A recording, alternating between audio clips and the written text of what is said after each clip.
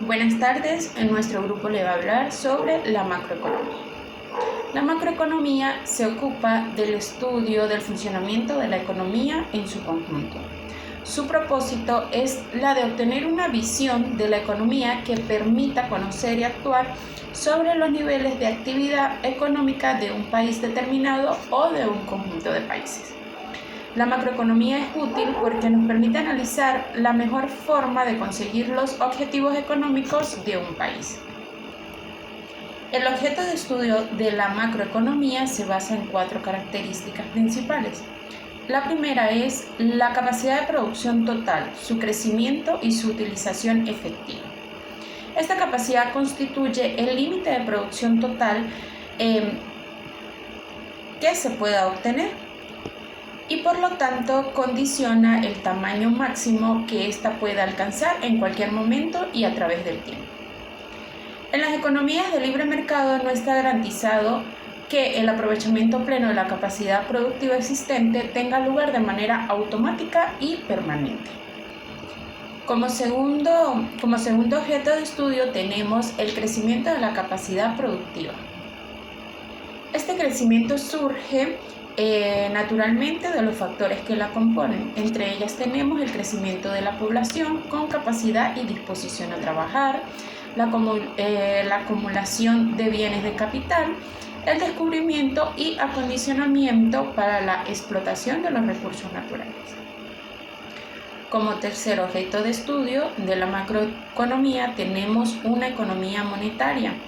Una economía capitalista constituye un sistema social de producción diversificado, que por fuerza utiliza dinero. El dinero, como sabemos, constituye un denominador común de valor de los diferentes bienes y servicios, así como de los ingresos que reciben los actores económicos, tales como trabajadores y los empresarios. Se trata también de un medio de aceptación generalizada para realizar pagos y además de un depósito perdurable de capacidad de compra, en el cual mantiene en el tiempo el patrimonio acumulado. Como cuarto y último objeto de estudio tenemos la distribución del ingreso total. La macroeconomía le interesa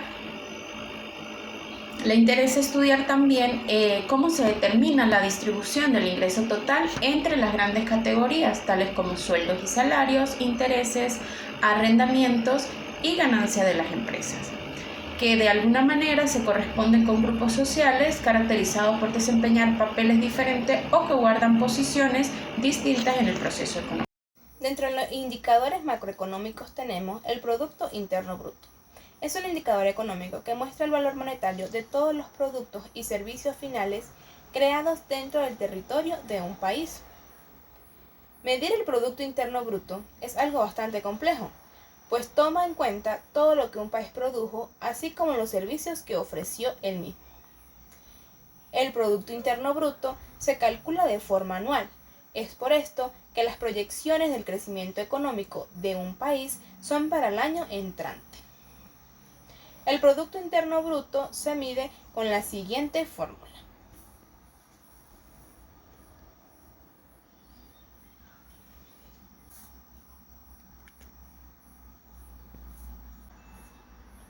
Ahora vamos a hablar un poco sobre el ingreso nacional.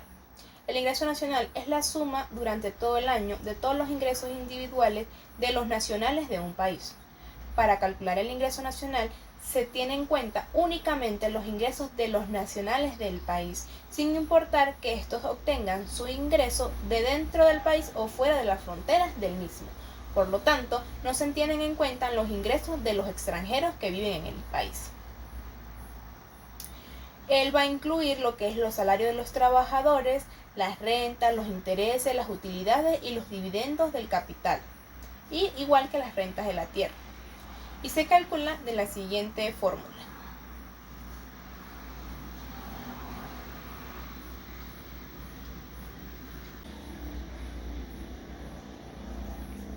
También tenemos por otro lado el ingreso nacional disponible. Son los recursos a disposición de los residentes de un país como resultado de su esfuerzo productivo, mismos que pueden destinarse a la adquisición de bienes y servicios de consumo final o al ahorro del mismo. Se obtiene a partir del Producto Interno Bruto a precios de mercado, del cual se va a deducir el monto al consumo de capital, que es un costo de producción, y se le van a agregar los ingresos factoriales netos procedentes del resto del mundo. Continuando con los indicadores de la macroeconomía, los principales tenemos el índice de precios al consumidor. La inflación se mide en general a través del índice de precios al consumidor. Esto es un indicador mensual que muestra la evolución del nivel de precios de un conjunto de bienes y servicios o la evolución del precio promedio de una canasta de consumo.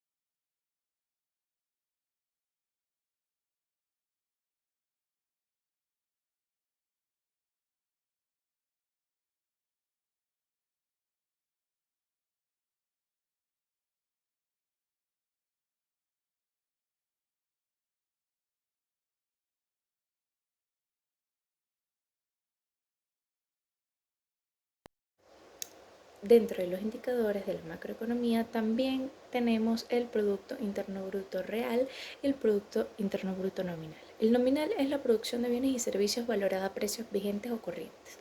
Es importante destacar que las variaciones del PIB nominal no solamente recogen las variaciones que se dan en la cantidad producidas de bienes y servicios, sino en la de los precios de los dichos bienes y servicios. Se desea solo analizar los cambios en las cantidades producidas de bienes y servicios en la economía. Para esto es importante y se debe utilizar el Producto Interno Bruto real. Las variaciones del real recogen únicamente las de las cantidades. Por lo tanto, sirven para indicar a qué tasa crece una economía. El Producto Interno Bruto real es la producción de bienes y servicios valorada a precios constantes en un año base. Las cantidades producidas en diferentes años se valoran a los precios del año elegido como base.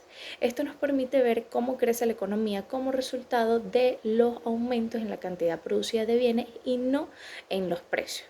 La importancia del PIB real radica en que éste se emplea para medir el crecimiento económico de una economía a través del tiempo. El crecimiento económico es el aumento sostenido del producto en una economía. En general, se mide como el aumento del PIB real en un periodo de varios años. Otro de los indicadores en la macroeconomía es la tasa de desempleo. El desempleo es la situación que acontece cuando sencillamente falta trabajo. Hace referencia a un desajuste del mercado laboral en el que las líneas generales hay más trabajadores que puestos disponibles. En un sentido más amplio, del desempleo sirve para indicar el estado de la economía de una nación, ya que una elevada ocupación laboral se traduce en mayor generación de riqueza y en salarios más competitivos, en consecuencia, en un incremento de la calidad de vida de la población. La tasa de desempleo, los países la calculan tomando el dato de la población activa, que son los ciudadanos en edad de trabajar, y lo contrastan con los datos de ocupación laboral. De esta relación sale el indicador que dice qué porcentaje de la población activa se encuentra en este momento del tiempo sin trabajo. De los resultados de esta tasa de desempleo se pueden deducir las proyecciones económicas de una nación. Una tasa elevada supone un problema para la economía de un país en los siguientes términos. ¿Por qué ocurre mayor gasto social? Las coberturas dedicadas a la previsión social, como desempleo, subsidios, pensiones, se tornan más cuantiosas por tener que alcanzar un mayor número de personas. Depreciación de los sueldos. Bajo el prisma de la ley de la oferta y la demanda, una elevada tasa de desempleo significa la devaluación de los salarios, ya que existen muchos candidatos disponibles para pocos puestos de trabajo. Empobrecimiento de la población. Esto es en consecuencia, ya que al carecer de trabajo puede poner a bastantes personas en riesgo de pobreza o simplemente hacer que decrezca su poder adquisitivo, impidiéndole acceder a bienes o servicios que a su vez van a contribuir a la generación de riqueza del país. también produce un estancamiento en la economía. ¿Por qué? El crecimiento económico queda limitado por el decremento de los niveles globales de renta de sus ciudadanos. El consumo se desincentiva y poco a poco distintos sectores se van sumergiendo en estados de crisis. ¿Cómo podemos interpretar una tasa de desempleo baja o alta? Una tasa de desempleo baja se refiere a una situación en la que hay una proporción relativamente baja de personas sin trabajo en relación con la población activa. Se considera que una tasa de desempleo baja es del 4 al 5%.